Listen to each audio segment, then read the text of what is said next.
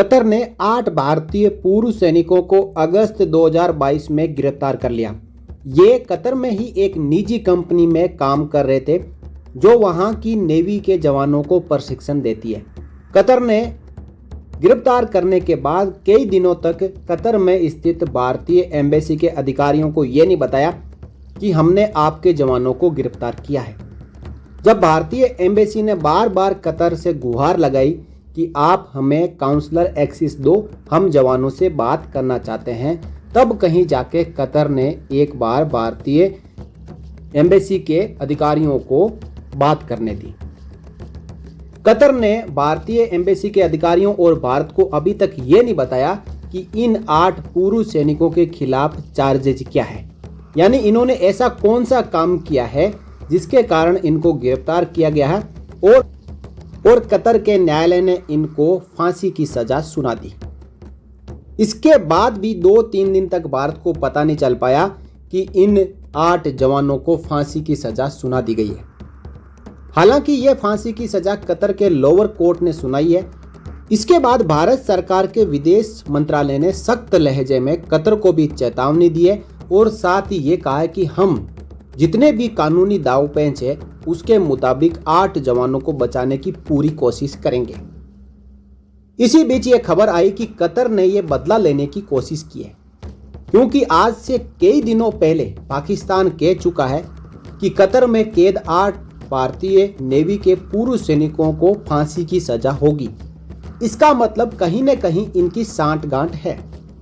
दूसरी तरफ इजराइल में चल रहे हमास के और इजराइल के बीच लड़ाई के दौरान कतर भी बीच बीच में इस मामले में कूद पड़ता है और भारत द्वारा इजराइल को समर्थन देने के बाद कतर ने 8 भारतीय पूर्व सैनिकों को फांसी की सजा सुनाई है, जिसके बाद दुनिया भर में यह अनुमान लगाया जाने लगा है कि कतर भारत से बदला लेना चाहता है।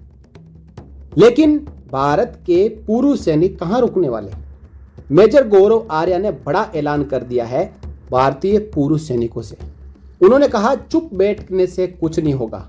इसमें 7 अधिकारी और 1 सेलर यानी नाविक कतर की जेल में बंद है और जल्द ही उनके लिए भारत सरकार द्वारा यदि कुछ नहीं किया गया तो कतर उनको फांसी पर लटका देगा।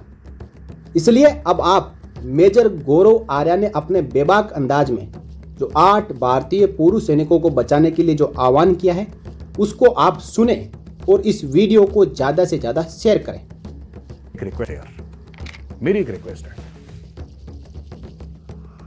ये हमारे फौजीज हैं, हमारे वेटरन्स हैं। मुझे ऐसा लगता है कि डिफेंस मिनिस्ट्री को इसमें पढ़ना चाहिए। मुझे लगता है कि नेवल हेडक्वार्टर्स को इसमें पढ़ना चाहिए और मुझे ऐसा लगता है और ये मानता हूं कि जो हमारे वेटरन कम्युनिटी है भारत में, जो पूर्व सैनिक है, ये बहुत बड़ा एक परिवार है, बहुत बड़ा। इसमें करोड़ों लोग हैं शामिल इनके। ठीक है कि अगर ये हम लोग आते हैं सड़क पे सारे के सारे वेटरन्स, और ये मेरी अपील है सारे सीनियर वेटरन से हाथ जोड़ के अपील है कि सर आप में से कोई आवाज दीजिए, हम सब सड़क पे आएंगे and let us make our voices heard and ठीक है, लेट अस गैदर, हजारों की भीड़ इकट्ठा करें पूर्व सैनिकों की और दिल्ली में जो कतर का एम्बेसी है उसके सामने धरना दिया जाए। बिल्कुल। And let us invite the world, पूरे ग्लोबल मीडिया।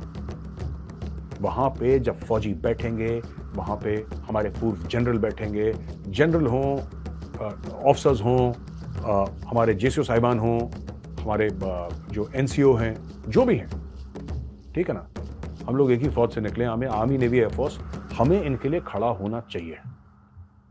और ये मेरा वेटरन कम्युनिटी से मेरा एक रिक्वेस्ट है कि we should stand, we should take 1000-3000 की भीड़ ले जाओ वहां पे सामने और कतरी एम्बेसी के सामने, और वहां पे डेरा डालो और उन पर प्रेशर डालो।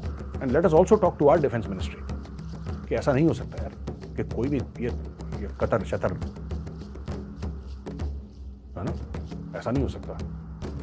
दे are officers and men of the Indian navy, उसमें एक सेलर भी है, अफसर भी है, इसमें सब है शामिल।